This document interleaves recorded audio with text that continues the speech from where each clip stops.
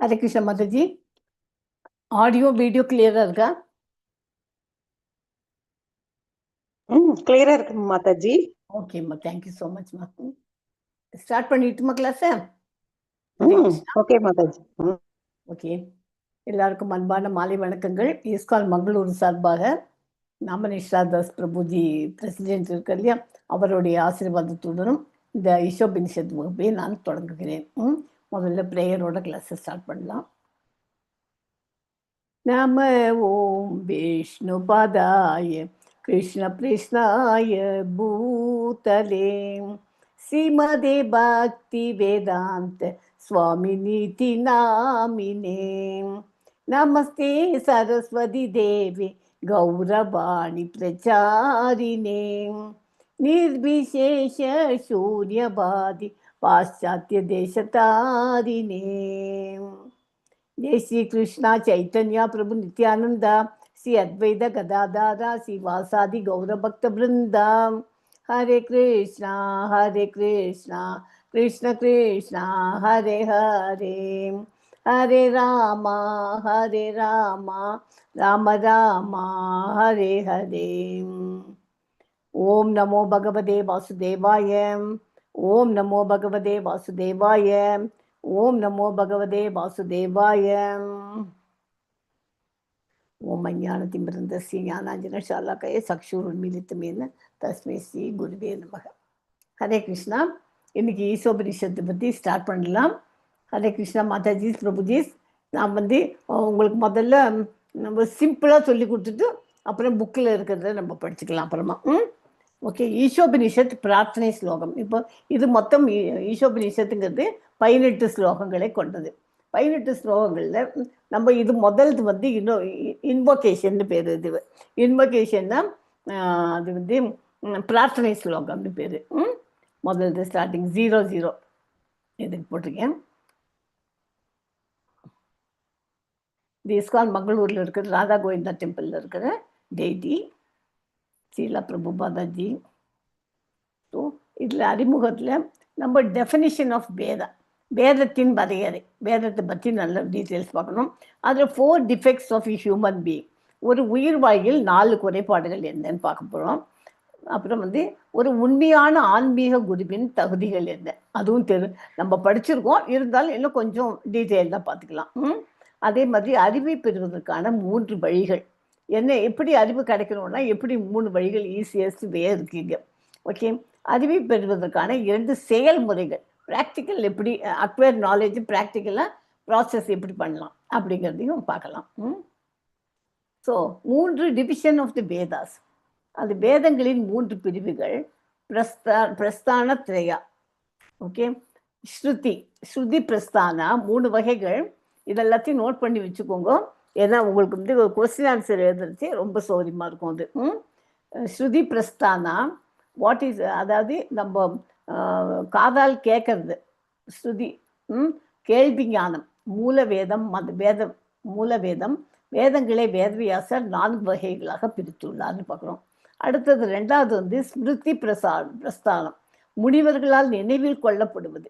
முதல்து கேட்டறிதல் ஸ்ருதிங்கிறது, ஸ்மிருதிங்கிறது நினைவில் கொள்வது. இவற்றை முனிவர்கள் கீழ் கொடுக்கப்பட்டுள்ள வடிவங்களில் கற்றார்கள். எப்படி கற்றினார் ஸ்மிருதியை? புராணாலேருந்து, இதிகாசாலேருந்து, மனுஸ்மிருதியிலேருந்து, ஞாச பிரஸ்தானம்.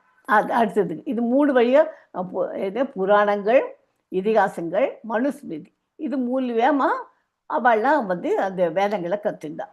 புராணங்கன்னா என்ன? அது 18 புராணாஸ் இருக்கு. அதில் பழமையானது எது? அதுலேயும் 18 முக்கிய புராணங்கள் இருக்கு. அது மற்றவையெல்லாம் நிறையாவும் இருக்கு. இதிகாசம்னா என்ன? அதாவது மகாபாரத, ராமாயணங்கள்லாம் இதிகாசங்கள். அதெல்லாம் வேத வரலாறு. மனுஸ்மிருதி அதுவும் என்னங்கிறத சொல்லிட்டு தரேன். நியாய பிரஸ்தானம் அடுத்தது 3வது. முதல்ல ஸ்ருதி பிரஸ்தானா, ஸ்மிருதி பிரஸ்தானா, இது 3வது நியாய பிரஸ்தானம். ஓகே, நியாய பிரஸ்தானாங்கிறது வேதாந்த சூத்திரம், அதை பற்றி தெரிஞ்சுக்கலாம். ஓகே, ஸோ வேதங்களின் பகுதிகள். சம்ஹிதிகள் 13 பதின்மான அடுக்கு நூல்களின் தொகுப்புகள், மந்திரங்கள் இருக்கு. பிராமணாஸ் வேத நுட்ப ரீதியாக புனிதமான சடங்குகள் பற்றி விவாதிக்கிறது. உரைநடை நூல்கள் இருக்கும் அதில். அதுக்கு பொருள் உரை இருக்கும், டிரான்ஸ்லேஷன் இருக்கும், எல்லாமே இருக்கும் அதில்.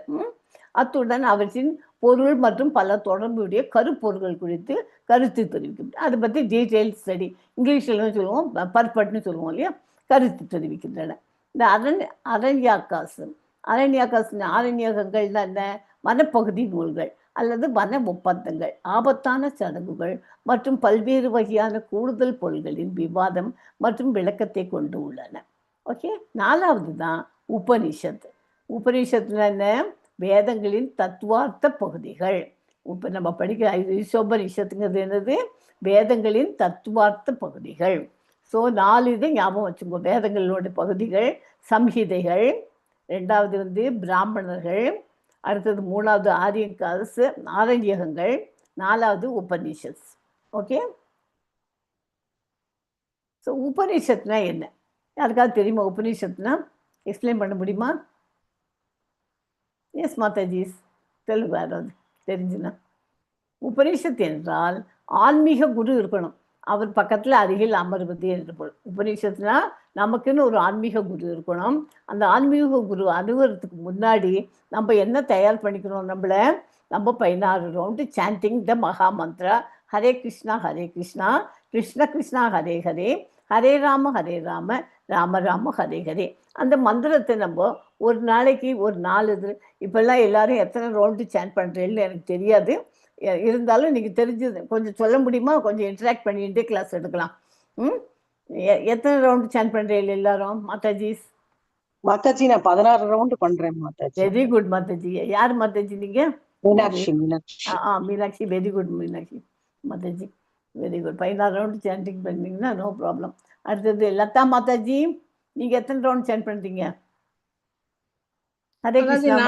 4 ரவுண்ட். Okay, no problem. 4. இதை நம்ம இது லெவல் 3 முடியறதுக்குள்ள நம்ம எப்படி ஈசோபனிஷத் முடியறதுக்குள்ள 16 ரவுண்டுக்கு வரத்துக்கு ட்ரை பண்ணுவோம். ஓகே, இப்போ நாளைக்கு ஏகாதசி இல்லையா? நீங்கள் 4 ரவுண்டு சாண்ட் பண்ணுறேன் இல்லையா? நாளைக்கு 8 ரவுண்டு பண்ணணும்னு தீர்மானம் பண்ணிவிடுங்க. எப்படியாவது காத்தால் 4 ரவுண்டு, சாயங்காலம் 4 ரவுண்டு பண்ணிவிடுங்க. உட்காந்து நீங்கள் இதுவாக பண்ணணும்னு வச்சுங்களேன், 8 நிமிஷத்துக்கு மேலே, 7லேருந்து 8 நிமிஷத்துக்கு மேலே அது ஒரு ரவுண்டுங்குது. ஓகே, அதை காத்தால் 4 பண்ணுவோம், சாயங்காலம் அந்த மாதிரி 8 பண்ணிட்டு அடுத்த ஏகாதசிக்குள்ள மறுபடியும் 12 ஆக்கிடுங்க. அதுக்கும் அடுத்த ஏகாதசிக்கு 16 வந்துருங்க. ஓகே, எனக்கு அப்படிதான் நம்ம பிரசிடென்ட் NNT பிரபுஜி அந்த காலத்துல சொல்லி கொடுத்தாரு. விடுகிடுன்னு 18 டேஸ் கிளாஸ்க்குள்ள நீ 18, அதுக்கு முன்னாடி நான் ஒரு வாட்டி கூட நான் சேன் பண்ணதே இல்லை. L1 படிக்கும்போது ஒரு நாளைக்கு ஒன்றா பண்ணணும் மாதாஜி அப்படின்னா. ஸோ ஃபர்ஸ்ட் டே ஒரு ரவுண்டு, செகண்ட் ரவுண்டு, 16th டே இன்னைக்கு நான் 16 ரவுண்ட்ஸ் சேன் பண்ண ஆரம்பிச்சிட்டேன். அதனால எல்லாராலையும் முடியாதுங்கிறதே கிடையாது. ஓகே லதா மாதாஜி, ட்ரை பண்ணுங்க. அடுத்தது விஸ்வநாதன் பிரபுஜி. விஸ்வநாதன் பிரபுஜி, நீங்க எத்தனை ரவுண்ட் சேன் பண்ணுவீங்க? 16 பண்றீங்களா? Very good Prabhuji.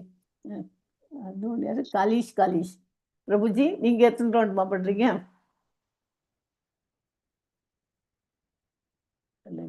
Okay, Chaitra Sridharan Mataji, இது வரைக்கும் பண்ணாட்டாலும் பரவாயில்ல, அதுக்காகவும் கவலைப்பட வேண்டாம். ஒரு ரவுண்டு கூட நான் பண்ணலை இது வரைக்கும் அப்படின்னா அது மடன்னு 2 ரவுண்டு 4 ரவுண்டு இன்க்ரீஸ் பண்ணிட்டு போயிடலாம். சைத்ரா மாதாஜி. பானுப்பிரியா மாதாஜி, நீங்க எத்தனை ரவுண்டுமா பண்றீங்க? 3 ரவுண்ட் பண்ணும் மாதாஜி. இனிமேதான் இம்ப்ரூவ் பண்ணணும் மாதாஜி. பண்ணல, கவலையே படாதீங்க. பண்ணாட்டாலும் இத்தனை நாளா நோ ப்ராப்ளம். இப்போ வந்துட்டீங்கல்ல, ஏன்னா என்னுடைய ட்ரம்ப் கார்டே அதுதான். நான் சாண்டிங்கில் நான் கொஞ்சம் நானாவே இம்ப்ரூவ் பண்ணிட்டேன். ஏகாதசி அப்போ நான் 100 ரவுண்டு சாண்ட் பண்ணுவேன், 100 மாலை பண்ணுவேன். அது அன்றைக்கி நிர்ஜல் ஃபாஸ்டிங் இருப்பேன். அதெல்லாம் ஒவ்வொன்றா ஒவ்வொரு நாளைக்கு கொஞ்சம் கொஞ்சமாக சொல்லித்தரேன். என்னோடய எக்ஸ்பீரியன்ஸை வச்சு நீங்கள் எல்லாரும் அதை இது பண்ணுங்க ப்ளீஸ். ஓகே, இப்போ இதெல்லாம் வச்சுட்டேன்னா உங்களுக்குன்னு ஒரு சிக்ஷா குருவை ஏற்படுத்திக்கலாம். முதல்ல ஆன்மீக குருங்கிறது, குருஜிங்கிறது நமக்கெல்லாம் ஒருத்தர் தான் இருக்க முடியும். சிக்ஷா குருனா ஒருத்தரும் ஒவ்வொரு இதில் ஒருத்தர் பாடம் படிக்க வச்சு சொல்லிக் கொடுக்கலாம், ஒருத்தர் இந்த மாதிரி ஜபம் பண்ணுங்கிறதுக்கு சொல்லிக் கொடுப்பா. ஏதாவது வீட்லேயே சமையல் பண்ணுறேன், உட்காந்து சமையலுக்கு ஏதாவது இந்த மாதிரி பண்ணுங்க அப்படி எப்படி, அதாவது எல்லாரும் அவள்லாம் குரு தான், சிக்ஷா குரு. அந்த மாதிரி நமக்கு 1000 சிக்ஷா குரு இருப்பா எல்லாருக்கும். அந்த 1000 சிக்ஷா குரு இருந்தாலும் நமக்குன்னு ஒரு ஃபைனலாக ஒரு ஆன்மீக குரு இருக்கணும். அந்த ஆன்மீக குரு சொல்கிறதில்ல, அவர் சொல்கிறதெல்லாம் அவர் பொய் சொல்ல மாட்டார். 16 ரவுண்டு சேன் பண்ணுறவர், கிருஷ்ணரோட நேரடி தொடர்பு வச்சுக்கிறதுக்கு உண்டான தகுதிகள் அவர்கிட்ட ஆன்மீக குருட்ட 100% உண்டு. அவரை நம்பி நம்ம போய்க்கலாம். அதனால அந்த மாதிரி அவர் ஆன்மீக குருவை நம்ம இது இருக்கணும். இப்போ ஜெயபதக சுவாமிகள்லாம் இருக்கா இல்லையா, 32வது வந்து இவருக்கு ஸ்ரீல பிரபுபாதம் 32, இவர் 33க்கு உள்ளான லாய்க்கு அத்தனையும் அவர்கிட்ட இப்போ இருக்கு. அவர் தான் நமக்கு எல்லாம் இப்போ தீட்சை கொடுத்துட்டு இருக்காரு இல்லையா. அது மாதிரி எதுக்கு இதெல்லாம் ஆன்மீக குரு நமக்கு முக்கியமாக நமக்கு ஏற்படுத்திக்கணும். இந்த உபநிஷத்துனாக ஆன்மீக குரு இருக்கணுங்கிறதுக்கு ஸ்ட்ரெஸ் பண்ணுறது இல்லை. ஓகேயா. உபநிஷத்துகள் நடைமொழி ரகசியமானது, நுட்பமானது, அவற்றை பல வழிகளில் விளக்கலாம். எனவே நமக்கு ஒரு உண்மையான குருவின் வழிகாட்டுதல் தேவை. ஒருத்தரும் ஒரு மாதிரி சொல்லுவாள். அது வந்து நமக்குன்னு ஒரு குரு இருந்தார்னா அவள் கரெக்டாக நமக்கு வழிகாட்டுவாள். ஓகே. இந்த சிசி சைத்தன்ய சரிதாமிர்தம் ஆதி 7.108 என்ன சொல்கிறது, 108 உபனிஷத்துக்கள் பற்றிய பட்டியல் கொடுக்கப்பட்டுள்ளது. அதை காட்டிலும் அதிகம் உள்ளது. அதில் போய் நீங்கள் பார்த்தீங்கன்னாக்க 108 உபனிஷத்துக்கள் கொடுக்க. நம்ம படிக்க போகிறது எத்தனை படிக்க போகிறோம்? 18 தான் படிக்க போகிறோம். இந்த இன்வொகேஷனை தவிர்த்து, இந்த ஆரம்பத்தை இதை தவிர்த்து 18 தான் மொத்தமாக படிக்க போகிறோம். மோஸ்ட் ஆஃப் தி பெரும்பாலான உபனிஷத்துக்கு சம்பந்த நிலையில் உள்ளன. அதாவது உறவு நிலை, பகவானோட நமக்கு எப்படி தொடர்பு வச்சுக்கலாம் அப்படிங்கிற அந்த நிலையில தான் எல்லா உபனிஷத்துக்களுமே இருக்குது. இது வந்து எப்படி இருந்ததுங்கிறதுக்காக, அந்த ஸ்கிரிப்ட் எப்படி இருக்குங்கிறதுக்கு காமிக்கிறதுக்காக உங்களுக்கு இந்த படம் போட்டிருக்கேன். ஓகே. ஸோ உபனிஷத்துனா ஒரு ஐடியா கிடச்சிட்டா இப்போ என்னன்னு உங்களுக்கு. ஓகே. இப்போ முதல்ல இது படிக்க போகிறது இந்த மந்திரம் தான், இன்வொகேஷன் மந்திரம். இது வந்து நல்லா மனப்பாடம் பண்ணிவிடுங்க. நான் படிக்கிறேன் ஒரு வாட்டி, அப்புறம் எல்லாரும் ஆளுக்கு ஒரு வாட்டி சொல்லுங்க. சொன்னேன்னா இது நல்லா ஈஸியாக மனப்பாடம் ஆகிடும். ஓம் பூர்ணம் மத பூர்ணம் இதம் பூர்ணாத் பூர்ணம் உதச்யதே பூர்ணஸ்ய பூர்ணம் ஆதாய பூர்ணம் ஏவாவசிஷ்யதே. யாருக்காவது இதெல்லாம் படிக்க தெரிஞ்சது பாடுங்க, படிங்க. இல்லைன்னா நான் வேர்ட் பை வேர்ட் சொல்லிடுறேன். எப்படி வேணும் உங்களுக்கு? நான் படிக்கிறேன் மாதாஜி. படிமா. ஓம் பூர்ணம் அத பூர்ணம் இதம் பூர்ணாத் பூர்ணம் உதச்யதே பூர்ணஸ்ய பூர்ணம் ஆதாய பூர்ணம் ஏவாவசிஷ்யதே. ஹரே கிருஷ்ணா. ஹரே கிருஷ்ணா. வெரி குட் மா. நீ யார் படிக்கிறீங்க மாதாஜி? நான் படிக்கிறேன் மாதாஜி. படிமா. ஓம் பூர்ணம் அத பூர்ணம் இதம் பூர்ணாத் பூர்ணம் உதச்யதே பூர்ணஸ்ய பூர்ணம் ஆதாய பூர்ணம் ஏவாவசிஷ்யதே. ஹரே கிருஷ்ணா. இது ஈஸியாக படிச்சுக்கிறதுக்கு ஒன்னேன்னு சொல்றேன் பாருங்க. ஓம் பூர்ணம் அத பூர்ணம் இதம் பூர்ணாத் பூர்ணம் உதச்சியதே பூர்ணஸ்ய பூரணம் ஆதாய பூரணம் ஏவாவசிஷ்யதே. ஓகே. இந்த பூரணம் இதம் சேர்த்து படிங்க முதல்ல. ஓகே. அதர்வைஸ் நைஸ்மா தங்கமணி மாதாஜி. ஹரே கிருஷ்ணா. நெக்ஸ்ட்மா. இதுதான் இன்னைக்கு இம்பார்ட்டன்ட். இந்த ஸ்லோகம் தான் நம்ம படிக்கிறோம். யார் படிக்கிறீங்க? இது மனப்பாடம் பண்ணி. எஸ்மா. ஓம் பூர்ணம் அத பூர்ணம் இதம் பூர்ணாத் பூர்ணம் உதச்யதே பூர்ணஸ்ய பூர்ணம் ஆதாய பூர்ணம் ஏவாவசிஷ்யதே. ஹரே கிருஷ்ணா மாதாஜி. Very good. Hare Krishna. Yes. இன்னும் யாரும் படிக்கிறீங்க மாதாஜி?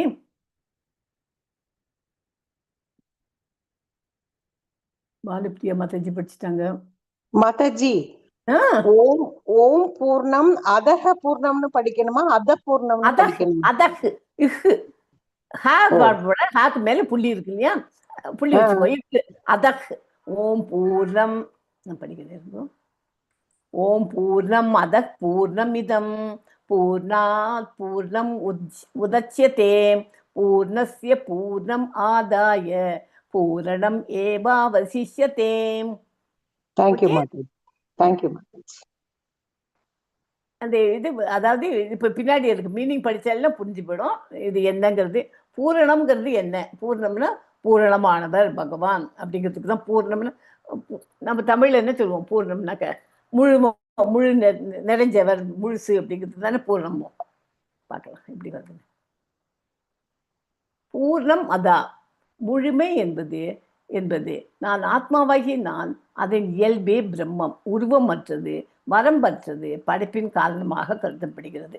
ஓகே, பூரணம் இதம், முழுமை என்பது அனைத்து பொருள்களும் அறியப்பட்ட அல்லது அறியக்கூடிய அனைத்தும் உருவாக்கப்பட்ட வடிவ விடுவுகளை கொண்ட அனைத்தும் படைப்பை உள்ளடக்கியது. பூர்ணாத் பூர்ணம் உதச்சியதே, முழுமையிலிருந்து முழுமை பிறக்கிறது. அதென்ன பிரம்மம், அதையிலிருந்து அறியக்கூடிய படைப்பு இடம் பிறக்கிறது. உதச்சியதே. ஓகே, பூர்ணஸ்ய பூர்ணம் அதாய பூர்ணம் ஏவ அவசிஷ்யதே. பூரணம் பிரம்மன் உடன் பூரணம் படைப்பை கூட்டினாலோ அல்லது கழித்தாலோ இன்னும் எஞ்சி இருப்பது பூர்ணமே. எல்லாம் இருந்தா கூட கடைசியில் பார்த்தீங்கன்னா 1 - 1 0 தானே சொல்லுவான். இங்கே 1 - 1 1 தான். இன்னும் எஞ்சி இருப்பது பூர்ணமே. ஓகே,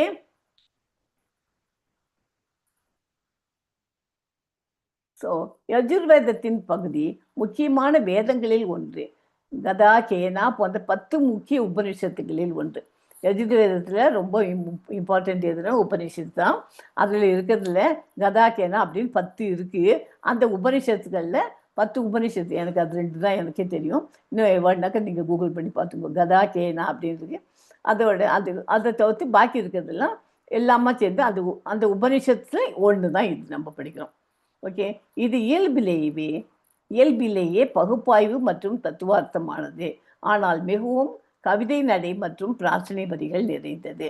இதில் பகுப்பாய்வுனா என்ன? philosophical by nature. தத்துவார்த்தம் பொயட்டிக்கல் அண்ட் பிரேஃபுல். ஓகே, அதனால் இது கவிதையிலேயே இருக்கும், பிரார்த்தனை வரிகள் நிறைந்தது. ஸோ இதுதான் படித்தோம். இன்னொரு வாட்டி படிச்சுட்டு கிளாஸுக்கு டீட்டெயில்ஸ் பார்ப்போம். ஓம் பூர்ணம் மத பூர்ணம் இதம் பூர்ணாத் பூர்ணம் உதச்யதே பூர்ணஸ்ய பூர்ணம் ஆதாய பூர்ணம் ஏவாவசிஷ்யதே. ஓகே, முழுமுதற் கடவுள், அதுக்கு டிரான்ஸ்லேஷன் யாராவது படிக்கிறீங்களா? நான் படிக்கிறேன் மாதாஜி. படிங்க மாதாஜி. முழுமுதற் கடவுள் குறைவற்றவர், முழுமையானவர். அவர் பரிபூர்ணமான வராகையால் புற உலகம் போன்று அவரின்று வெளிப்படுவனவெல்லாம் குறைவற்ற முறையில் முழு பொருட்களாக அமைகின்றன. முழு பூரணத்திலிருந்து உற்பத்தி ஆவதெல்லாம் அதனதன் நிலையில் முழுமையானது. அவர் பூர்ணமான முழு பொருளாகையினால் அவரின்று பற்பல முழுமையான பகுதிகள் வெளிவந்தும் அவர் முழுமையான மீதியாகவே நிற்கின்றார். ஹரே கிருஷ்ணா. புரிஞ்சுதான்? இந்த ஸ்லோகத்துக்கு இதான் மீனிங். முழு முதல்கள் எந்த குறையும் கிடையாதவர்த்துக்கு, எல்லாம் கம்ப்ளீட்டாக எல்லா இதுவும் அவர்கிட்ட இருக்கு. அவர் பரிபூர்ணமானவர்.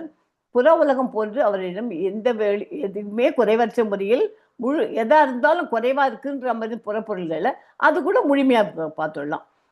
அதன் நிலையில் முழுமையானது பூரணமான முழு பொருளாகியால் அவரின்று பற்பல முழுமையான பகுதிகள் வெளிவந்தும் அவர் முழுமையான மீதியாகவே எஞ்சி நிற்கிறார். எல்லாம் வந்தா கூட அவர் எஞ்சி நிற்கிறதுன்னு அவர் முழுமையாகவே நிற்கிறார். ஸோ உன்னதமான பூரண சத்தியம் என்பது பூரணமான முழுமுதற் கடவுளாகும். அவர் முற்றிலும் பரிபூரணராக இருப்பதால் இந்த அற்புத உலகம் போன்ற அவரிடம் இருந்து வரும் அனைத்து வெளிப்பாடுகளும் முழுமையாக பொருத்தப்பட்டுள்ளன. பூரண முழுமையான பரம புருஷனின் மாபெரும் சக்திகள் எல்லாம் அவரை போலவே முழுமை பெற்றவை. அவரே முழுமையானவராக இருப்பதால் அவரிடமிருந்து பல முழுமையான அலகுகள்னா என்ன? இங்கிலீஷில் complete whole, even though many complete unit, அலகுகள்னா யூனிட்ஸ். அவரே முழுமையான சமநிலையாக இருக்கிறார். ஓகே, ஸோ முழுமை பற்றி, அந்த முழுமைங்கிறது பற்றி 3 அம்சங்களில் ஸ்ரீலா பிரபுபாதா விளக்கி சொல்றார். பரமபுருஷரான முழுமுதற் கடவுள் சச்சிதானந்த விக்கிரகம் ஆவார். அப்படின்னா என்ன சச்சிதானந்த விக்கிரகம்னா? நீங்கள் படிச்சிருப்பீங்க, L2 படிச்சிருப்பீங்க, எல்லாரும் தெரிஞ்சிருக்கோம் உங்களுக்கு இல்லையா, ஒரு ஐடியா இருக்கு இல்லையா? சச் சித் ஆனந்தம்.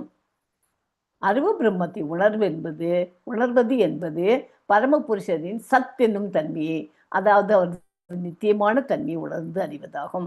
பரமாத்மாவினும் உயர் ஆத்மாவை உணர்வது என்பது பரமபுருஷனின் சத் மற்றும் சித், அதாவது அவரது நித்தியமான தன்மையும் அறிவுமயமான தன்மையும் அறிவதாகும். ஓகே, முழுமுதற் கடவுளை உணர்வது என்பது அவரது திவ்யமான தன்மைகள், அதாவது சத் சித் ஆனந்தம் எல்லாவற்றையும் அறிவதாகும். சச்சித் ஆனதுன்னா எல்லாவற்றையும் அறிவதாகும். ஓகே, பரமபுருஷனை உணர்ந்தறிபவன் இத்தன்மைகளை ஒருங்கிணைந்த வடிவில் விக்கிரகத்தில் காணுகிறான். விக்கிரகா அப்படின்னா என்ன? விக்கிரகா என்பதில் அர்த்த வடிவம் என்பதாகும். அதை ஒரு உருவத்தை வச்சு நம்ம கோயிலெல்லாம் வச்சு வழிபடுறோம் இல்லையா? உருவம் அந்த அருவம் நம்ம படிச்சது தான். அந்த விக்கிரகத்தை வச்சு வழிபடுறவெல்லாம் விக்கிரகத்தை அது மூலியமாக நம்ம எல்லாம் வழிபட்டுருக்கோம். உருவம் அருவத்தில் வந்து உருவம் இல்லாத அவள் மனசுக்குள்ளேயே அவளை இமேஜின் பண்ணிட்டு அப்படியே பண்ணியிருந்துருப்பாள். ஓகே, முழுமை உருவமற்றது அல்ல. பூரண முழுமை மற்றும் அருவமானதல்ல. பகவான் கிருஷ்ணர் இன்றி பிரபஞ்சம் முழுமை அடையாது. ஜட உலகிலிருந்து வெளியேற பகவான் கிருஷ்ணர் அனைத்து ஏற்பாடுகளையும் செய்துள்ளார். நம்ம இந்த மெட்டீரியல் வேர்ல்டில் அட்டாச்சு தான் இருக்கோம். நம்ம இந்த அட்டாச்மெண்ட்லேருந்து மெதுவாக நம்ம ஒரு ஏஜுக்கு அப்புறமா நம்ம ஃபேமிலி எல்லாம் பண்ணிட்டு தான் இருக்கணும். இருந்தாலும் கூடவே நம்ம என்ன பண்ணணும்? ஸ்பிரிச்சுவல் லைனில் ஆன்மீகத்தில் முன்னேறணும். ஆன்மீகத்தில் முன்னேறதுக்கு முதல் படி என்ன? சாண்டிங் த மகாமந்திரா 16 ரவுண்ட்ஸ் சாண்ட் பண்ணுறது தான் ரொம்ப ரொம்ப ரொம்ப ரொம்ப இம்பார்ட்டன்ட். அது பண்ணினாலே பாக்கி எல்லாம் ஆட்டோமேட்டிக்காக 1 by 1 நமக்கு வந்து பகவான் வழி காமிச்சிடுவார். என்ன பண்ணணுங்கிறது எல்லாமே க்ளீனாக வந்துடும் நமக்கு. அது பண்ணாலே நமக்கு மென்டல் பீஸ் கிடைக்கும். முதல்ல ஃபஸ்ட்டு 16 ரவுண்ட்ஸ் சாண்ட் பண்ணுறவாளுக்கு எழுதுவோம். எஸ்பெஷலி காத்தால் வெடிகாத்தால் பண்ணுறவாளுக்கு எழுதும். நான்லாம் முதல்ல வெடிகாத்தால் பண்ண முடியாது என்னால். ஏன்னா எல்லோரும் எப்படி இவ்வளோ வேகமாக பண்ணுறாளே அப்படின்னு நினச்சிட்டுவேன். ஸோ நான் என்ன பண்ணுவேன்? காத்தால 2 பண்ணுவேன், அப்புறம் 2 பண்ணுவேன், ராத்திரி 10 11 மணி வரைக்கும் பண்ணுவேன். நோ மேட்டர், அது தப்பே இல்லை. எப்படி வேணாலும் பண்ணுங்க. ஆரம்பிக்கிறதுச்சே ஒன்றா பண்ணுங்க. இப்போ ஒன்று பண்ணுங்க, அப்புறம் ஒன்று பண்ணுங்க, வாக்கிங் பண்ணிகிட்டே பண்ணுங்க, பெட்டில் படுத்துன்னு தூங்குங்க, அப்போ தூங்குறதுக்கு முன்னாடி ஒன்று சொல்லுங்க, எப்படி வேணாலும் சொல்லுங்க. 16 ரவுண்டு பண்ணிடணும்னு தீர்மானம் பண்ணுங்க. அப்புறம் கொஞ்சம் கொஞ்சமாக போக போக என்ன ஆகும்? ஐயோ நம்ம பண்ணுறது தப்பு இல்லையா, நம்ம வந்து இப்படி படுத்துலாம் பண்ணுறோமே, எழுந்து உட்காந்து பண்ணுவோம்னு ஆரம்பிப்போம். ஒன்றா ஆரம்பிச்சுட்டு ராத்திரி வரைக்கும் பண்ணக்கூடாது, எல்லாரும் காத்தால் தானே பண்ணுறேன் அப்படின்னு அது காத்தால கொஞ்சம், மத்தியானம் கொஞ்சம், சாயங்காலம் கொஞ்சம் மாற்றிப்போம். இப்படி நம்மளாவே மாற்றின்னு வரணும். பண்ணினா 16 ரவுண்டு ரொம்ப ஈஸியாக வந்துடலாம். அதை பற்றி வரலேங்கிறவ பற்றி கவலையே படாதீங்க. வரலனாக்க ஓகே, எது ஈஸி அது வரத்துக்கு. ஆனால் ஒன்றே ஒன்று என்ன ஒன்று, நம்ம மனசில் தீர்மானம் பண்ணணும், நம்ம எப்படியாவது 16 ரவுண்டு சேன் பண்ணணும் அப்படின்னு. ஓகே, ஹரே கிருஷ்ணா. அதுக்கு எல்லாத்துக்கும் இந்த இதுலேருந்து அந்த எதுக்கு நமக்குன்னு கொஞ்சம் டைம் வச்சுக்கணும். வீட்டில் வேலையெல்லாம் அதுக்கு தான் இருக்கும். காத்தால இருந்தால் குழந்தைகள் ஸ்கூல் போகிறதுக்கும் அதையெல்லாம் அனுப்பணும். வீட்டில் மாவு அரைக்கணும், கிரைண்டரில் போடணும், அதை போடணும், சமையல் பண்ணணும், நிறைய வேலை இருந்துகிட்டே தான் இருக்கும். அதுக்கு நமக்குன்னு உட்காந்து ஒரு 1/2 மணி நேரம் வச்சுக்க முடியாதா? கண்டிப்பாக வச்சுக்க முடியும். ப்ரொவைடர் நமக்கு மனசுக்குள்ளே தீர்மானம் பண்ணினாக்க பண்ண முடியும். அந்த மாதிரி பண்ணால் தான் நம்ம ஜட உலகிலேருந்து வெளியில் வர முடியும். ஜட ஃபிசிக்கல் இதில் மெட்டீரியல் வேர்ல்டுலேருந்து கொஞ்சம் கொஞ்சமாக வந்து புடவை கட்டிக்கிறது, துணிமணி போட்டுக்கிறது, இதெல்லாம் நான் சொல்லலை. முதல்ல கொஞ்சம் கொஞ்சமாக பகவான்கிட்டக்கு ஆரம்பிச்சுட்டு ஒன்று மாற்றிக்கலாம். அப்புறமா சிம்பிளாகிறதுங்கிறது அப்புறமா பண்ணிக்கலாம். ஓகே, ஸோ பூரண முழுமை மட்டும் அருவமானது அல்ல. இந்த அற்புதமான உலகம் பரமபுருஷனின் வெளிப்புற சக்தியாக அவரது அனைத்து சக்திகளும் முழுமையானதாக கருதப்படுகின்றன. தன்னளவில் முழுமையானது. பிரபஞ்சத்தின் முழுமைக்கான உதாரணங்கள் என்னென்ன உதாரணம் சொல்லலாம்? பிரபஞ்சத்தில் முழுமைக்கு 8,40,000 ரைட்டு தானே? தப்பா போட்டுக்கல, ஒரு 0 கூட இருக்காம இருக்குல்ல. 8,40,000 ஓகே, 84 லட்சம். 84 லட்சம். ஆமாம், 84 லட்சம். இது 8க்கு கம்மா போட்டிருக்குதுன்னு பார்த்தேன். 84 லட்சம் உயிரினங்கள் இருக்கின்றன. இதெல்லாம் உதாரணங்கள் படிச்சுக்கோங்க. இதெல்லாம் உங்களுக்கு எக்ஸாமினேஷன் பாயிண்ட்லேயும் நோட் பண்ணிக்கணும். அதுக்கு எக்ஸாம்பிள் என்னென்னு சொல்லலாம்? சூரியன் சொல்லலாம், அப்புறம் நம்ம பாடி, பௌதிக உடல், பிரபஞ்சம், இவை அனைத்தும் முழுமையான அங்கங்களாக செயல்படுகின்றன. இப்போ நம்ம இந்த உடல் இருக்கு, இந்த உடல் சூரியனை உங்களுக்கு தெரிஞ்சிருக்கும். சூரியனை வந்து நீங்கள் சாயங்கால நேரத்தில் பார்த்தீங்கன்னா அஸ்தமிச்சு அந்த ஆரஞ்சு கலரில் அந்த லேயர் மட்டும்தான் தெரியும்.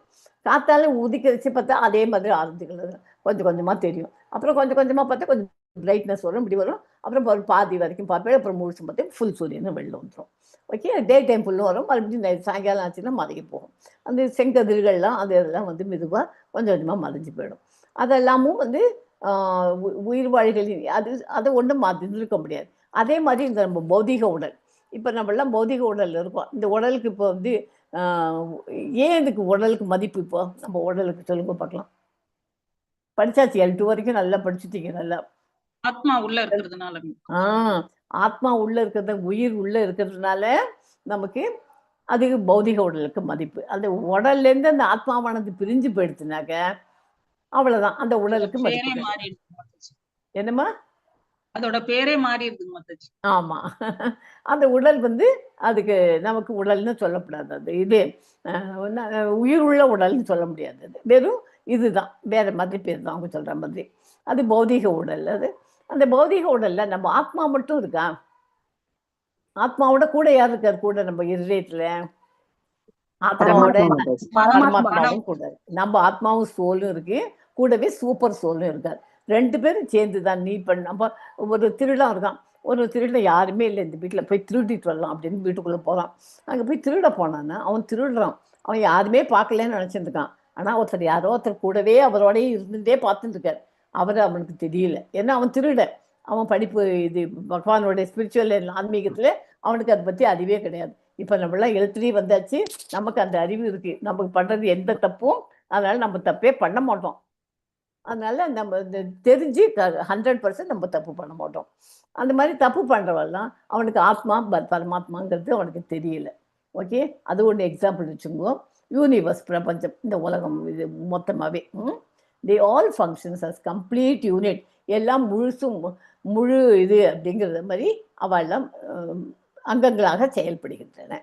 ஓகே, ஸோ உயிரினங்களான முழு பொருள்களுக்கு அவை முழு பூரணத்தை உணர்ந்து அறிவதற்கான எல்லா வசதிகளும் அளிக்கப்பட்டுள்ளன. அதுக்கு வந்து இப்போ இந்த உடலுக்கு வந்து அது ஃபுல் வசதி என்ன கொடுத்துருக்கார்? அதுக்கு உடம்புக்கு 2 கை, 2 கால், 2 இது சாப்பிட்டாக்க வாய் வயிறு எல்லாமே கொடுத்துருக்கார். காது, மூக்கு, காது கொடுத்து கேட்கறதுக்கு, மூக்கு வாசனை மோந்துக்கிறதுக்கு எல்லாமே கொடுத்துருக்காரு. ஆனால் அது எல்லாத்தையும் நல்ல வழியாக நம்ம உபயோகப்படுத்தினோம்னாக்க நமக்கு நல்லது இல்லையா? காது இருந்தாக்க நல்லதே கேட்கணும்.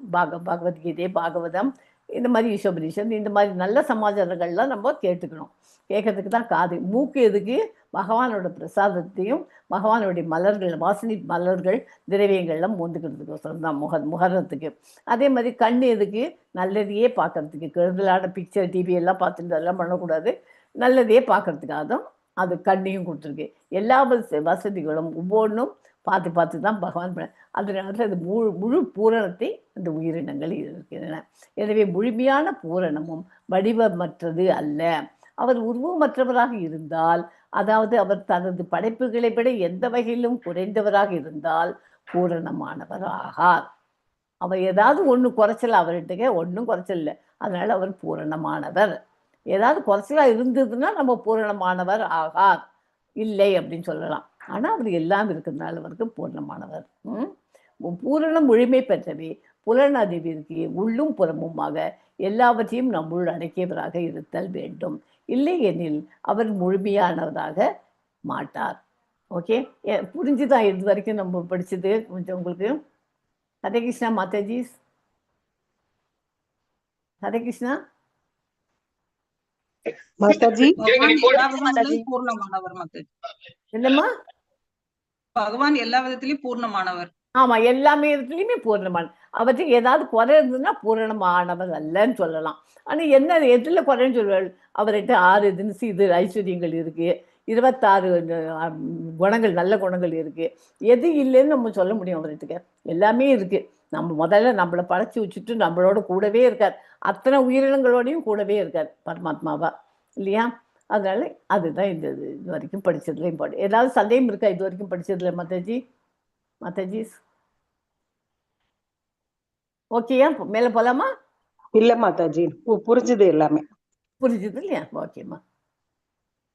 ஸோ ஒரு உயிர் வாழி எவ்வாறு தனது முழுமையை உணர முடியும்? இப்போ வந்து ஒரே நிமிஷம் லைட் போட்டு வந்துடுறேன்.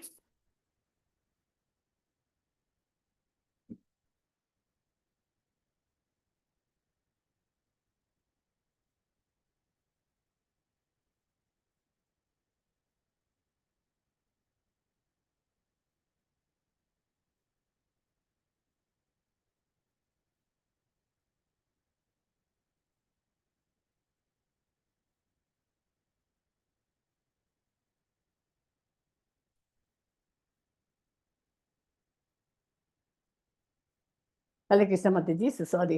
ம். உ அந்த ஒரு நமக்கு உடம்புலயே இப்ப இந்த கையெல்லாம் இருக்கு. உடல்ல நமக்கு இருக்குன்னு சொல்றோம் இல்லையா? உயிர் வழிக்கு. இந்த கை வெறும் ஒரு கைய வச்சுன்னு எதாவது பண்ண முடியுமா? ஒரு கை இந்த இந்த கைய வெட்டிட்டு துண்டிச்சு கை வந்து இப்ப படம் போட்டுருக்கேனே, இந்த மாதிரி இருக்குன்னு வச்சுக்கோ. அந்த வச்சுன்னு என்ன பண்ண முடியும் அந்த கைய வச்சுண்டு? ஒண்ணும் பண்ண உடலோட முடியாது. இணைஞ்சிருக்கும் போதுதான் அதனோட உடலோட இணைஞ்சிருக்கும் போது தான் அதுக்கு இது ஜாஸ்தி. அதுக்கு வேல்யூ இருக்கும். அதர்வைஸ் வேல்யூ இருக்கு. அதே மாதிரி தான் நம்ப பகவானோட தொடர்பு வச்சிருந்தா தான் நம்ம ஆன்மீகத்துல முன்னேற முடியும். ஓகே. நம்ம கனெக்டட் டு காட்ல தான் இருக்கணும் ஆல்வேஸ். ஓகே. அது போலவே உயிரினங்களின் முழு பூரணத்திற்கு இடைப்பிரிய அம்சங்கள் முழு பூரணத்தின் தொண்டில் ஈடுபட்டு இருக்கும்போது தான் மனித பிறவியின் முழுமையை உணர்ந்து அறிய இயலும். அப்பதான் அவனால கண்டுபிடிக்க முடியும். இப்ப கை, அதே மாதிரி கால். கை இருந்தா தான் வேலை செய்ய முடியும். பகவானுக்கு அர்ச்சனை பண்ண முடியும். பகவானோட புஸ்தகத்தை வச்சுருந்துங்க, கண்ணை வச்சுன்னு பார்க்குறோம் எல்லாம். கண்ணை தனியா கண்ணை ஒண்டி வச்சிருந்து என்ன பண்ண முடியும்? எல்லாம் சேர்ந்து எல்லா அங்கங்களும் ஒழுங்கா இருந்தா தான் நமக்கு முழு உடல்ன்னு சொல்லுவோம். முழு பூரணத்தின் தொண்டில் ஈடுபடுறதுக்கு வச்சே தான் மனுஷ பிறவியும் இதுங்க முடியும். ஓகே. நமது பௌதீக விஷயங்கள் ஏன் முழுமையடையவில்லை? இந்த பௌதீக விஷயங்கள்லாம் ஏன் முழுமடையவில்லை? முழு பூரணத்தோடு இணைக்கப்படாத வரையில் முழுமையற்றவையாகவே இருக்கும். ஏன் பௌதீக விஷயங்கள்லாம் முழுமை அடையலை? நம்ம எத்தனையோ நல்ல காரியங்கள்லாம் பண்ணுறோம், எல்லாம் பண்ணுறோம். ஆனால் நம்ம ஸ்பிரிச்சுவல் லைனில் வந்து முன்னாடி பண்ணின்னு இருக்கிறவா ஓகே, பண்ணாதவா இப்போ தான் கற்றுக்க ஆரம்பிச்சிருக்கோன்னா கற்றுக்கிறது நம்ம பெட்டர் லேட் தென் நெவர் ஆரம்பிச்சிட்டோம். அந்த மாதிரி வச்சுக்கலாம். முழு பூர்ணத்தோடு பகவானோட சேர்ந்து நம்ம பண்ணலைன்னாக்க ஒரு காரியத்தையும் பௌதீக விஷயங்களில் நம்மக்கிட்ட தான் எத்தனை தான் கோடி கோடியாக பணம் இருக்கட்டும், 15 வீடு இருக்கட்டும், என்னதான் இருக்கட்டும், மனசு நிம்மதி இல்லாத தான் வாழ்ந்துட்டு இருக்கணும். ஓகே. மனசு நிம்மதியோடு வாழணும்னாக்க பௌதீக விஷயங்கள் முழு வழியணும்னாக்க அது நம்மளோட டைமில் ஒரு ½ ஆர் 1 ஹவர் மேக்ஸிமம் வச்சுக்கலாம். டெய்லி என்ன எல்லா ஒர்க்கும் இருக்குது. ஆஃபீஸ் போகிறவங்கெல்லாம் போவாங்க. அந்த மாதிரி வேலையெல்லாம் இருக்கிற சமயத்தில் நமக்கு பகவானுக்குன்னு ஒரு 1 மணி நேரம் செலவழிச்சு அட்லீஸ்ட் ½ வேலைக்கு போகிறவங்களுக்கெல்லாம், வீட்டில் இருக்கிறவங்க 1 ஹவர் தாராளமாக செலவழிக்கலாம். அந்த மாதிரி பண்ணினா தான் இந்த பௌதீக விஷயங்கள் நமக்கு முழுமை அடைய முடியும். பகவானோட ஆன்மீகத்தில் நம்ம பௌதீக விஷயங்கள் அந்த மாதிரி ஆரம்பித்தா தான் அதுலேருந்து ஆன்மீகத்தை நம்ம இதுனா தான் ஒரு ஸ்டேஜில் பௌதீகத்தை விட்டு நம்ம விலகி ஆன்மீகத்தில் போக முடியும். ஒரு சின்ன எக்ஸாம்பிள் உங்களுக்கு சொல்லி கொடுத்துருப்பாங்கன்னு நினைக்கிறேன். L2ல L1லேயே ஒரு கிளிக்கூண்டு இருக்குன்னு வச்சுக்கோ. அந்த கிளிக்கூண்டு ஒரு நல்ல அழகாக கோல்டன் கலரில் வாங்கிட்டு வந்திருக்கான் ஒருத்தன். வாங்கிட்டு வந்து அவன் வீட்டில் வச்சுருக்கான். அந்த கிளிக்கு அந்த கூண்டுக்கு வந்து அவன் வந்து இது இப்போ டெய்லி இந்த கூண்டை வந்து ஒரு துணியை வச்சுப்போம், ட்ரெஸ் பண்ணி அதுக்கு கொஞ்சம் குவாலின்னு போட்டு நல்லா நீட்டாக தொடச்சி கிழிச்சு அமக்களமாக வச்சுருப்பான். அது உள்ளுக்குள்ளே ஒரு கிளி உட்காந்து கிளி கூண்டுல. அந்த கிளிக்கு அதுக்கு சாப்பாடு கொடுக்கணும்னு அவனுக்கு தோண மாட்டேங்குது. அவன் டெய்லி கொடுத்தா தானே அது சாப்பிட்டுன்னு அது உயிரோடு இருக்கும். நீ வாங்கியிருக்க பர்பஸ் என்ன? அந்த கிளி கூண்டுக்கு அதுதான் பௌதிகம் நம்ம இருக்குது. கிளி கூண்டுக்கு அதுக்கு இம்பார்ட்டன்ஸ் கூண்டுக்கு இம்பார்ட்டன்ஸ் கொடுக்காது, கொடுத்துருந்து உள்ள கிளிக்கு இம்பார்ட்டன்ஸ் கொடுக்காது இருந்தால் என்ன பிரயோஜனம்? அது மாதிரி தான் நம்ம இப்போ பௌதீக வாழ்க்கையில் நம்ம எல்லாரும் மூழ்கி இருக்கோம். அதுலேருந்து நம்ம ஆன்மீகத்துக்கு உள்ளுக்குள்ளே அந்த கிளிக்கு சாப்பாடு போடணுங்கிற மாதிரி நம்ம உடம்புல இருக்குது. நம்ம சாப்பிட்றோம் இல்லையா? நம்ம பசிச்சுன்னா நம்ம சாப்பிட்றோம். பௌதிகத்துக்கு உடம்பு ஃபிசிக்கலாக ஃபிட் பண்ணிக்கிறதுக்கு எல்லாமே இது பண்ணிக்கிறோம். ஆனால் அதுக்குள்ளே இருக்கிற இதயத்தில் இருக்க ஆத்மா அண்ட் பரமாத்மா இருக்காலே அதுக்கு வந்து ஒரு சாப்பாடு யார் போடுவா? அதுக்கு தான் சாண்டிங் பண்ணுங்கன்னு சொல்கிறேன் உங்களையெல்லாம். ஓகே. 16 ரவுண்டு சாண்டிங் எதுக்கு பண்ணணும்?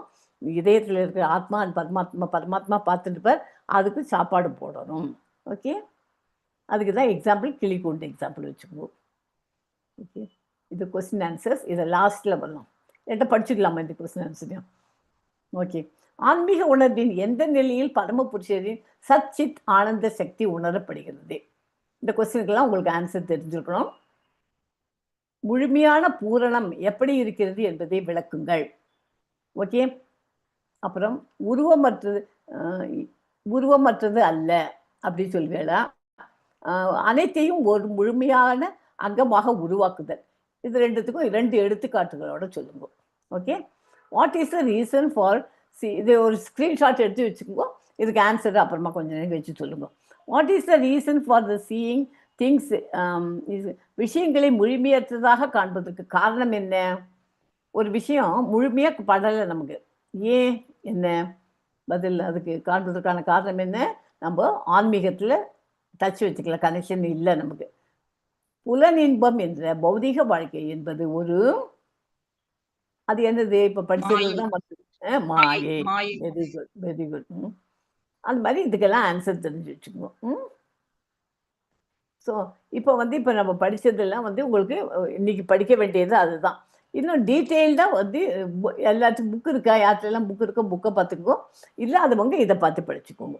ஓகே, எஸ்மா, யாராவது படிக்க ஆரம்பிக்கிறீங்களா? எஸ் மாதாஜி, தங்கமணி மாதாஜி படிங்க. எஸ் மாதாஜி. அறிமுகம். வேதம் வழங்கும் அறிவு. தெய்வத்திரு கொஞ்சம் நிறுத்தி நிதானமா படிங்க. இதுல இப்ப நம்ம படிச்சு ஒரு பேசிக்கா உங்களுக்கு ஒரு ஐடியா கொடுத்துட்டேன் ஸ்லைட் மூலியமா. இப்போ வந்து புக்ல படிக்கிறோம் நம்ம. ஓகே. அறிமுகம்.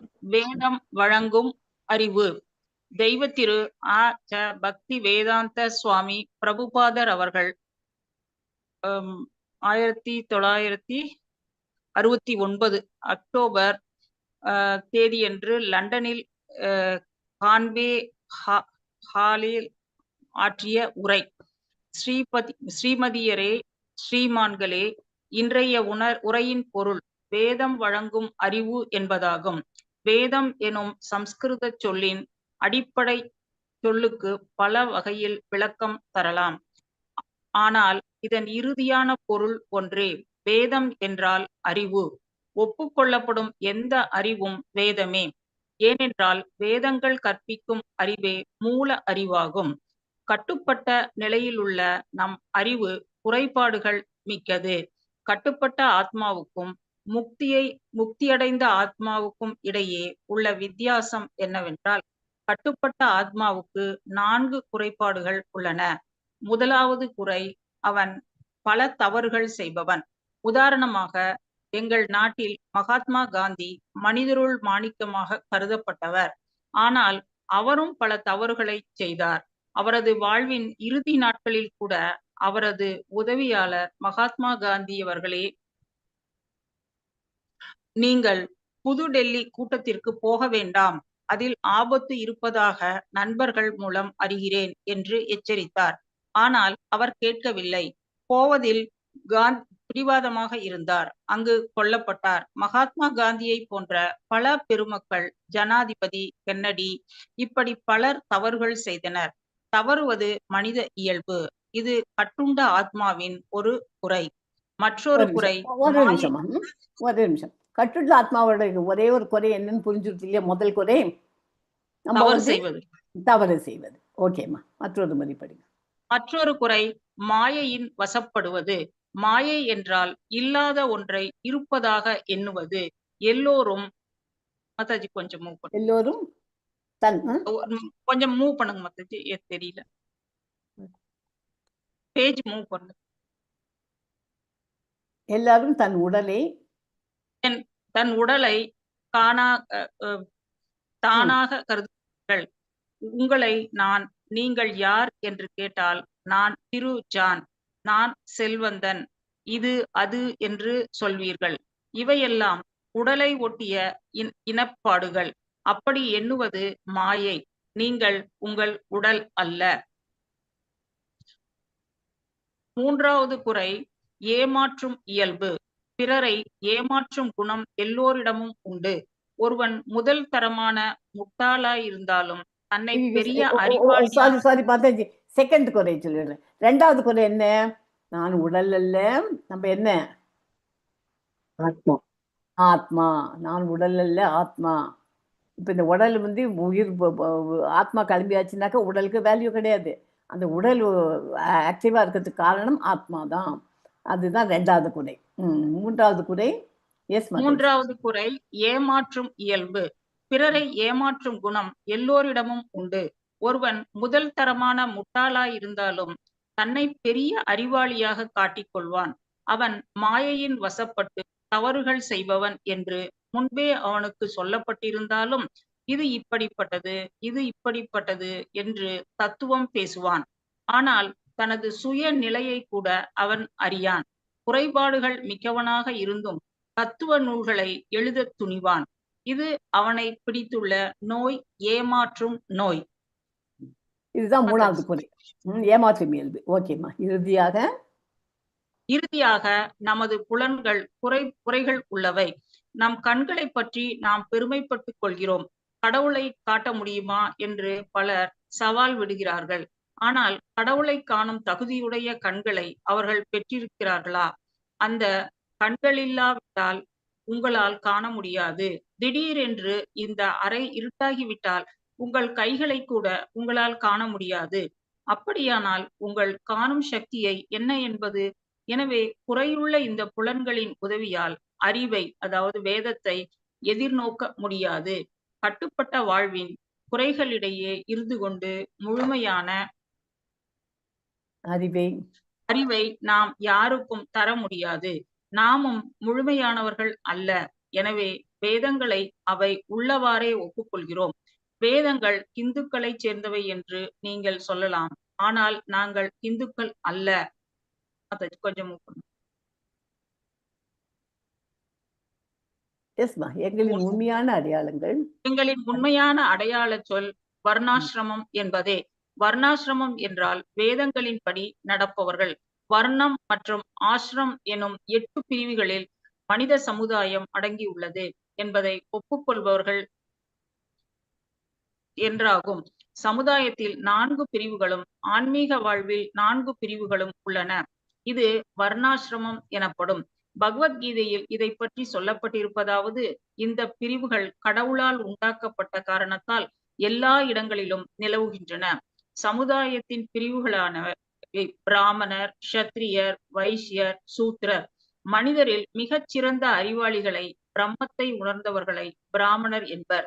அதுபோலவே அதற்கடுத்த அறிவாளிகளும் ஆட்சியாளர்களுமான வகுப்பினர் க்ஷத்ரியர். அடுத்து வருபவர்கள் வைசியர்கள், வியாபாரிகள். இந்த இயல்பான பாகுபாடு எங்கும் காணப்படுவதாகும். இது வேத கோட்பாடு. இதை நாங்கள் அப்படியே ஒப்புக்கொள்கிறோம். வேத கோட்பாடுகள் ஐயந்திரி போன்ற உண்மைகளாக ஏற்றுக்கொள்ளப்படுகின்றன. ஏனென்றால் அவைகளில் தவறுக்கே இடமில்லை. ஒப்புக்கொள்வதென்றால் இதுதான். உதாரணமாக, இந்தியாவின் பசுவின் சாணத்தை புனிதமானதாக ஒப்புக்கொள்கிறார்கள். ஆனாலும் பசுஞ்சாணம் ஒரு மிருகத்தின் மலமே. மலத்தை தொட்டால் உடனே நீராட வேண்டும் என்று வேதம் ஓரிடத்தில் கட்டளை இடுகிறது. ஆனால் மற்றோரிடத்தில் பசுஞ்சாணம் புனிதமானதென்று சொல்லப்பட்டுள்ளது. புனிதமற்ற இடத்தை பசுஞ்சாணத்தால் மெழுகினால் அந்த இடம் புனிதமடைகிறது. இவை முரண்பாடான கூற்றுகள் என்று ஒப்புக்கொள்ளப்படும் நிலையிலிருந்து இது வேறுபட்டதுதான். ஆனாலும் இது பொய்யல்ல, இதுவே உண்மை. கல்கத்தாவில் ஒரு பிரபல விஞ்ஞானியும் மருத்துவரும் ஆராய்ச்சி செய்வது கொஞ்சம் பசுஞ்சாணத்தில் நச்சருக்கும் நன்மைகள் உள்ளனவென்று கண்டுள்ளார்கள்.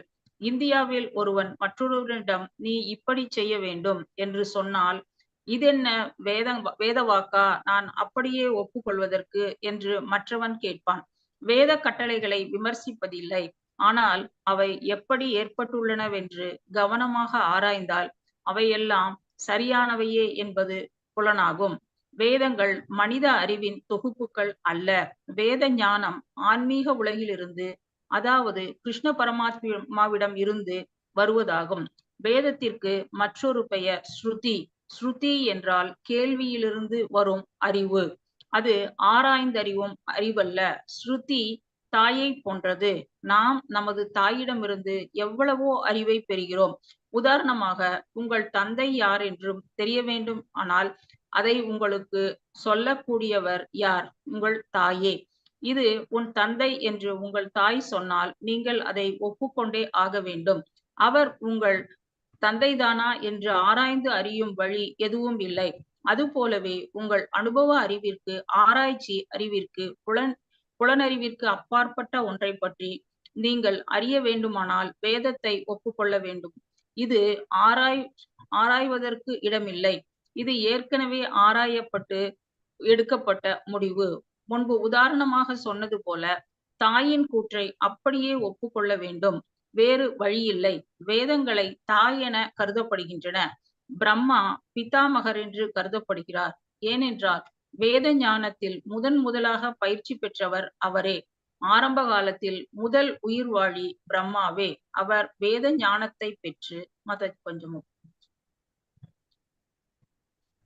அதை நாரத முனிக்கும் மற்ற சீடர்களுக்கும் மகன்களுக்கும் கற்பித்தார். அவர்களும் அதை தம் சீடர்களுக்கு வழங்கினார்கள். இப்படியாக வேத ஞானம் சிஷ்ட பரம்பரையில் வந்து கொண்டிருக்கின்றது. வேத ஞானம் இவ்வாறு அறியப்படுவதை பகவத்கீதையும் உறுதி செய்கிறது. ஆராய்ச்சி முறையிலும் இதே முடிவைத்தான் அடைகிறோம். எனவே காலத்தை விரயம் செய்யாமல் இருக்க இதை அப்படியே ஒப்புக்கொள்வது நல்லது. உங்கள் தந்தை யாரென்று அறிய உங்கள் தாயின் வாக்கை ஒப்புக்கொள்வதாகவிருந்தால் அவள் சொல்வதை விவாதம் செய்யாமல் அப்படியே ஏற்றுக்கொள்ளலாம். 3 வகையான சாட்சியங்கள் உள்ளன: பிரத்யக்ஷம், அனுமானம், சப்தம். பிரத்யக்ஷம் என்றால் நேரடியானது, கண்கூடு. நேரடியான சாட்சியம் அவ்வளவு சரியானதாக இருக்காது. ஏனென்றால் நமது புலன்கள் குற்றமற்றவை அல்ல. நாம் தினமும் சூரியனை பார்க்கிறோம். அது ஒரு சிறிய தட்டு போல் தோன்றுகின்றன. ஆனால் உண்மையில் அது பல கிரகங்களை விட மிக மிக பெரியது. எனவே கண்ணால் பார்ப்பதில் என்ன பயன்? பல நூல்களை படித்து சூரியனை பற்றி தெரிந்து கொள்ள வேண்டியது இருக்கிறது. ஆக நேரடி அனுபவம் முழுமையானதல்ல. அடுத்தது அனுமான அறிவு. இப்படி இருக்கலாம் என்று யூகித்து அறிவது. உதாரணமாக டார்வினின் கொள்கையில் இது இப்படி இருக்கலாம், அது அப்படி இருக்கலாம் என்று சொல்லப்படுகிறது. ஆனால் அது விஞ்ஞானமாகாது. அது அனுமானமேயன்றி குறைவற்ற அறிவு ஆகாது. அதிகாரப்பூர்வமான இடத்திலிருந்து பெறும் அறிவே பக்குவமான அறிவாகும். வானொலி நிலைய அதிகாரிகளிடமிருந்து பெறும் நிகழ்ச்சி நிரலை நீங்கள் அப்படியே ஒப்புக்கொள்ளலாம். அதை நீங்கள் மறுப்பதற்கில்லை. அதிகாரப்பூர்வமான இடத்திலிருந்து பெறப்பட்டிருப்பதால் அதை நீங்கள் பரீட்சித்து பார்க்க தேவையில்லை. வேத ஞானம் சப்த பிரமாணம் என்று அழைக்கப்படுகிறது. இதுல இந்த 3 வகையான சாட்சியங்கள் என்னென்ன சொல்லுங்க? பிரத்யக்ஷம், அனுமானம், சப்தம். பிரத்யக்ஷம் என்ன எக்ஸாம்பிள் கொடுக்கலாம்? சூரியன் சொல்லியாச்சு. அனுமானம் என்ன பண்ணியிருக்கோம்? டார்வின் சொல்லியிருக்கா. அடுத்தது 3வது சப்தம். சப்தத்துக்கு என்ன கொடுத்துருக்கு? ஸ்ருதி பிரமாணம். என்னமா? ரேடியோ. எப்படி சொல்லப்பட்டது? ஒப்புக்கொள்ளாமல் அது நீங்கள் மறுப்பதில்லை. அதிகாரப்பூர்வமான இடத்திலிருந்து பெறப்பட்டிருப்பதால் அதை நீங்கள் பரிசீலித்து பார்க்க தேவையில்லை. வானொலி அதிகாரிகள். கரெக்ட். எஸ் மாதாஜி. ஸோ அந்த மாதிரி நம்ம பாயிண்ட்ஸை மாத்திரம் பிடிச்சி வச்சுங்கோ. ஓகேம்மா. அதன் மற்றொரு பெயர் ஸ்ருதி. அதன் மற்றொரு பெயர் ஸ்ருதி. ஸ்ருதி என்றால் காதால் கேட்டு அறியப்படுவது என்று பொருள். பரமான அறிவை பெறுவதற்கு அதை நாம் அதிகாரப்பூர்வமானவர்களிடமிருந்து கேட்டறிய வேண்டும். பரமான அறிவு இந்த பிரபஞ்சத்திற்கு அப்பால் இருந்து பெறப்படுவது. பிரபஞ்சத்தில் பெறப்படுவது ஜட அறிவு. பிரபஞ்சத்திற்கு அப்பால் விளங்குவது பரமான அறிவு. இந்த பிரபஞ்சத்தின் எல்லையையே நம்மால் எட்ட முடியாது. அப்படி இருக்க ஆன்மீக உலகிற்கு நாம் எப்படி செல்ல முடியும்? எனவே இப்பிரபஞ்சத்தில் முழுமையான அறிவு பெறுவது என்பது இயலாத காரியம். ஆன்மீக வெளி என்பது ஒன்று இருக்கிறது. வெளித்தோற்றத்திற்கும் தோற்றமற்ற நிலைக்கும் அப்பாற்பட்ட மற்றொரு இயற்கை உள்ளது. நித்தியமான கிரகங்களையும் கிரகவாசிகளையும் கொண்ட ஆகாயம் ஒன்று உள்ளது என்பதை எப்படி அறிவது? இவையெல்லாம் உள்ளனவென்று அறியப்பட்டுள்ளது. ஆனால் இவற்றை ஆராய்ந்து அறிவது எப்படி? அது இயலாத காரியம். எனவே வேதத்தின் உதவியை நாடுகிறோம். இதுவே வேத ஞானம். நமது கிருஷ்ண உணர்வு இயக்கத்தில் நாம் மகோன்னத அதிகாரியான கிருஷ்ணரிடமிருந்து அறிவை பெறுகிறோம்.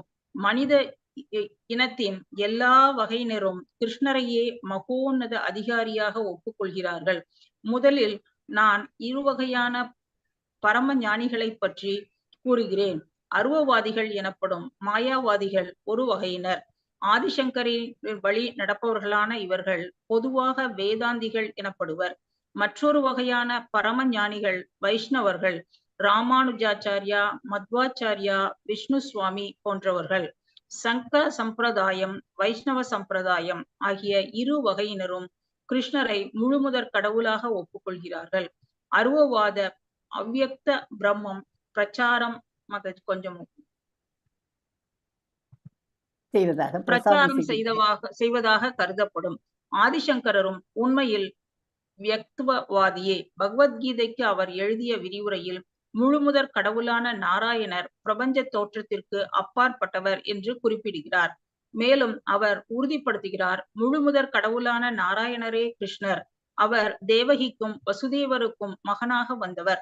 கிருஷ்ணரின் தாய் தந்தையரின் பெயரை அவர் விசேஷமாக குறிப்பிடுகிறார். இவ்வாறாக கிருஷ்ணரே முழுமுதற் கடவுள் என்பதை எல்லா பரம ஞானிகளும் ஒப்புக்கொள்கிறார்கள். அதில் சந்தேகமில்லை. நமது கிருஷ்ண உணர்வு ஞானத்தின் தோற்றுவாயான பகவத்கீதை கிருஷ்ணரிடமிருந்து நேரடியாக பெறப்பட்டுள்ளது.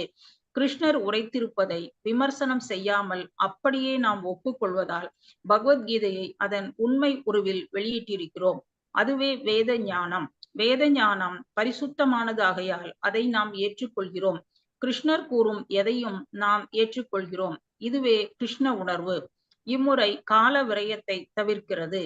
முறையான அறிவாளியை அல்லது அறிவின் தோற்றுவாயை ஏற்றுக்கொள்வதால் கால விரயம் தவிர்க்கப்படுகிறது. உதாரணமாக, பௌதிக உலகில் இரு வகையான அறிவு உள்ளது. அனுமானம், யூகம். மனிதன் மரணத்திற்கு உட்பட்டவன் என்று ஒப்புக்கொள்கிறோம். மனிதன் மரணத்திற்கு உட்பட்டவன் என்று ஒப்புக்கொள்கிறோம். மனிதன் மரணத்திற்கு உட்பட்டவன் என்று உங்கள் தந்தை சொல்கிறார், தங்கை சொல்கிறார், எல்லோரும் சொல்கிறார்கள். எனவே நீங்கள் அந்த கூற்றை ஆராய்ந்து பார்ப்பதில்லை. மனிதன் மரணத்திற்கு உட்பட்டவன் என்பது உண்மை என்று நீங்கள் அப்படியே ஒப்புக்கொள்கிறீர்கள். உண்மை இதுதானா என்று நீங்கள் ஆராய முற்பட்டால் ஒருவர் விடாமல் எல்லா மனிதர்களையும் பற்றி நீங்கள் ஆராய வேண்டி வரும். அப்போது மரணமில்லாத ஒரு மனிதன் நம் கண்ணிற்கு தென்படாதவன்.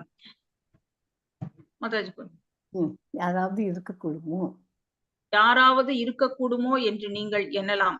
இப்படியாக உங்கள் ஆராய்ச்சி நிறைவு பெறாமலேயே போகலாம். இந்த முறையை சமஸ்கிருதத்தில் அரோக முறை, அதாவது ஏறும் முறை என்பார்கள். சொந்த முயற்சியில் நீங்கள் அறிவு பெற முற்பட்டால் உங்கள் புலன்கள் முழுமை பெறாத காரணத்தால் சரியான முடிவிற்கு நீங்கள் ஒருபோதும் வர இயலாது. இது சாத்தியமில்லை. பிரம்ம சம்ஹிதையில் இவ்வாறு கூறப்பட்டிருக்கிறது. மனோவேகத்தில் செல்லும் ஒரு விமானத்தில் பறந்து செல்வதாக வைத்துக் கொள்வோம். நமது சாதாரண விமானம் மணிக்கு 2000 மைல்கள் பறக்க முடியும். ஆனால் மனதின் வேகம் என்ன? நீங்கள் இங்கிருந்தபடியே இந்தியாவில் 10,000 மைல்களுக்கு அப்பால் உள்ள உங்கள் வீட்டை பற்றி எண்ணுகிறீர்கள். உடனேயே உங்கள் மனம் அங்கு போய் சேர்ந்து விடுகிறது. மனதின் வேகம் எவ்வளவு விரைவானது! மனோவேகத்தில் கோடிக்கணக்கான ஆண்டுகள் பிரயாணம் செய்தாலும் ஆன்மீக ஆகாயம் அளவற்றது என்பதை காண்பீர்கள் என்று சொல்லப்பட்டுள்ளது. அதை அணுகக்கூட முடியாது. எனவே ஒருவர் அதிகாரபூர்வமான ஆன்மீக கருவை கட்டாயம் அணுக வேண்டும் என்பதை வேத கட்டாயம் என்ற சொல் பயன்படுத்தப்பட்டுள்ளது. ஆன்மீக குருவின் தகுதி என்ன? அவர் வேதத்தின் உட்பொருளை சரியாக மூலத்திலிருந்து கேட்டறிந்தவராக இருக்க வேண்டும். இல்லாவிடில் அவர் அதிகாரபூர்வமானவராக இருக்க முடியாது. அவர் பிரம்மனில் உறுதியாக நிலை பெற்றவராக இருக்க வேண்டும். இவை இரண்டும் குருவிடம் இருக்க வேண்டிய தகுதிகள். கிருஷ்ண உணர்வு இயக்கம் வேத பூர்வமான அதிகாரம் பெற்றதாகும். வேத ஆராய்ச்சியின் உண்மையான லட்சியம் கிருஷ்ணரை அறிவது என்று பகவத்கீதையில் கிருஷ்ணர் கூறுகிறார். பிரம்ம சம்ஹிதையில் கிருஷ்ணன் கோவிந்தன் எண்ணற்ற வடிவங்களை கொண்டவன். ஆனால் அவை எல்லாம் ஒன்றே என்ற சொல்லப்பட்டுள்ளது. அவை நம்மை போன்று தவறுகள் இழைப்பவை அல்ல. அவருடைய ஸ்வரூபம் தவறுகளுக்கு அப்பாற்பட்டது. எனது உருவத்திற்கு ஆரம்பம் உண்டு, ஆனால் அவருக்கு ஆரம்பம் என்று எதுவும் இல்லை. அது ஆனந்தமானது. அவருடைய வடிவம் எண்ணற்ற வடிவங்கள் முடிவற்றது. என் உருவம் தற்போது இந்த இடத்தில் இருக்கின்றது. என்னுடைய அறையில் அல்ல. நீங்கள் அங்கே உட்கார்ந்திருக்கிறீர்கள், உங்கள் அறையில் அல்ல. ஆனால் கிருஷ்ணர் ஒரே நேரத்தில் எங்கும் இருக்க முடியும். கோலோக விருந்தாவனத்தில் இருந்தபடியே அவர் அதே சமயம் எங்கும் எல்லா இடங்களிலும் நிறைந்திருக்கிறார். அவரே முதன்மையானவர், ஆதி பொருள். ஆனால் கிருஷ்ணரின் படத்தை நீங்கள் காணும்போது 15 அல்லது 20 வயது மதிக்கத்தக்க ஒரு இளைஞனை பார்ப்பீர்கள். வயதான கிழவனை ஒருபோதும் காண மாட்டீர்கள். பகவத்கீதையில் வரும் தேரோட்டியான கிருஷ்ணரின் படங்களை நீங்கள் பார்த்திருப்பீர்கள். அந்த சந்தர்ப்பத்தில் அவரின் வயது 100க்கு குறையாதது. அந்நிலையிலும் அவரின் பேர குழந்தைகள் இருந்தார்கள். ஆனால் அவர் பார்ப்பதற்கு இளைஞனாகவே தோன்றினார். கிருஷ்ண கடவுள் எப்போதுமே முதுமை அடைவதில்லை. அது அவரது உயர்வான சக்தி. வேத இலக்கியங்களை கற்று கிருஷ்ணரை காண முயன்றால் திகைத்து போவீர்கள். அந்த முறையில் அவரை காண்பது சாத்தியமாகலாம், ஆனால் மிக கடினமானது. மாறாக அவரின் பக்தரிடமிருந்து அவரை பற்றி எளிதில் அறிந்து கொள்ளலாம். அவரின் பக்தர் ஒருவரை உங்களுக்கு காட்டித் தருவார். இதோ அவர், பிடித்துக் கொள்ளுங்கள் என்று சொல்லக்கூடியவர். கிருஷ்ண பக்தர்கள் அவ்வளவு சக்தி வாய்ந்தவர்கள். ஆரம்பத்தில் ஒரே ஒரு வேதம் மட்டுமே இருந்தது. அதை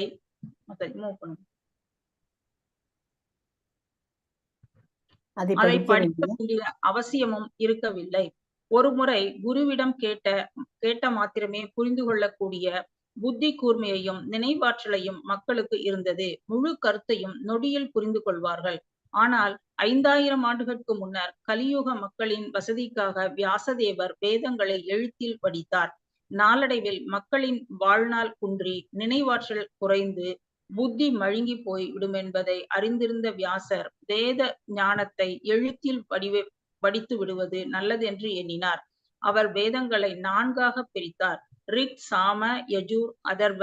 பின்னர் இந்த வேதங்களை தனது பல்வேறு சீடர்களிடம் ஒப்படைத்தார். பிறகு புத்தியில் குறைந்தவர்களான ஸ்திரீ, சூத்ரர், த்விஜா பந்து ஆகியோரை பற்றி எண்ணினார். பெண்கள் தொழிலாளிகளான சூத்திரர்கள் உயர்குடியில் பிறந்ததும் உரிய தகுதிகளை பெறாத த்விஜா பந்துக்களையும் பற்றி அவர் எண்ணினார்.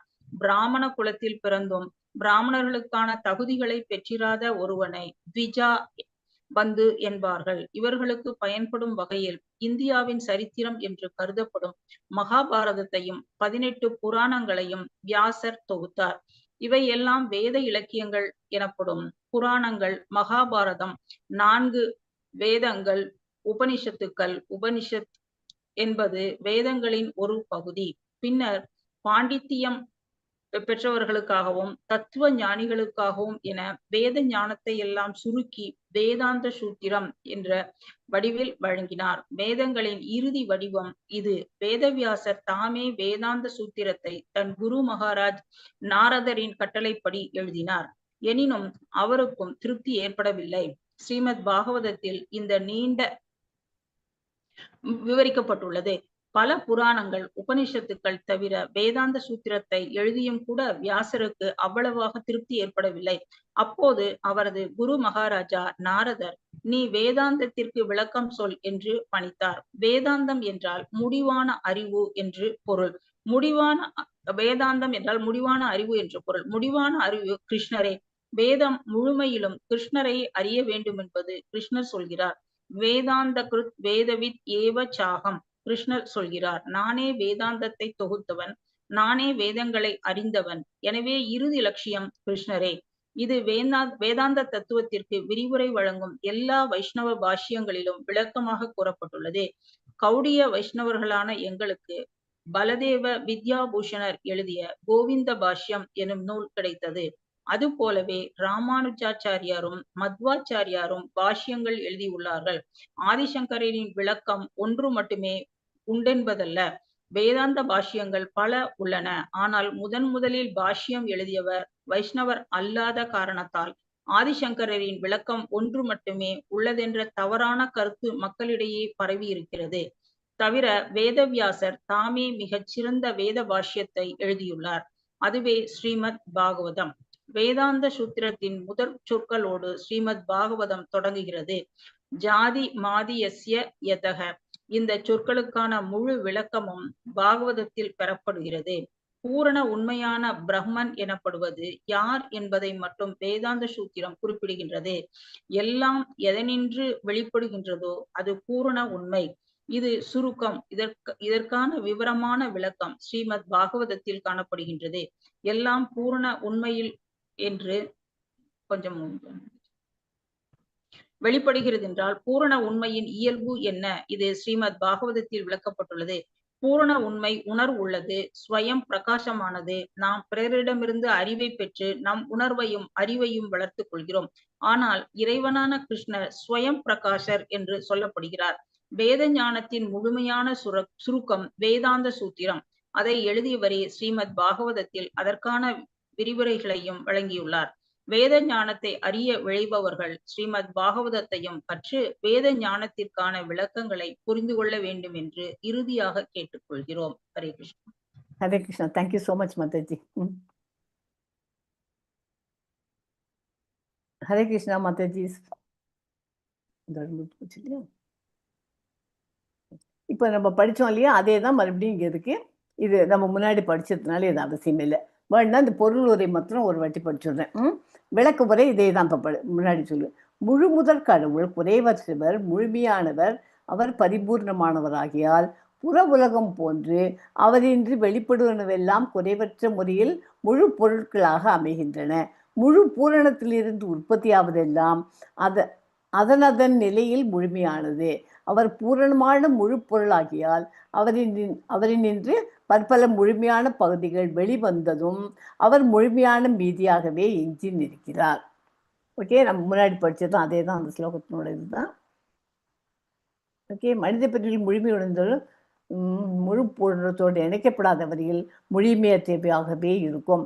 எல்லாம் முழு பூர்ணத்தோடு இணைக்கப்படும் போது இணைக்கப்படும் பகுதிகளும் தம்மில் முழுமை பெற்று விடுகின்றன. ஸோ இந்த ப்ரேயர் சாங் நல்லா மனப்பாடம் பண்ணிக்கோங்க.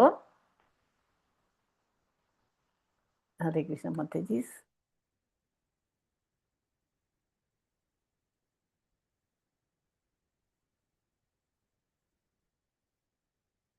ஹரே கிருஷ்ணா மாதாஜி. இது இதோட இந்த சாப்டர் முடிஞ்சு இன்வொகேஷன் படிச்சாச்சு. நம்ம பிரார்த்தனை இது. ஒரே நிமிஷம்.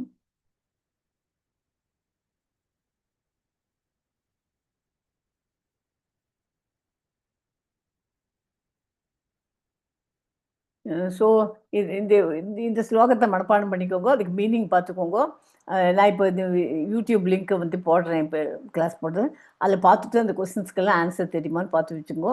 அது யூஸ்ஃபுல்லாக இருக்கும். அப்புறம் எக்ஸாம் வர சமயத்தில் உங்களுக்கு இதுங்க முடியும். ஸோ நெக்ஸ்ட் வீக் இதே மாதிரி. இன்றைக்கி என்னாச்சு, 6:40 ஆகிடுது. இன்றைக்கி 10 minutes கூட ஆகிடுது. நான் இதை முதல்ல இந்த யூடியூப் லிங்க்கை போட்டு முடிச்சிடுறேன்.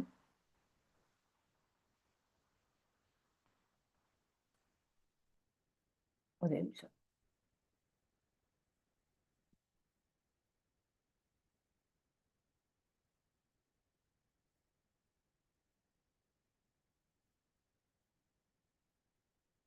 ஒரே ஒரு செகண்ட், இதே போட்டுக்கல.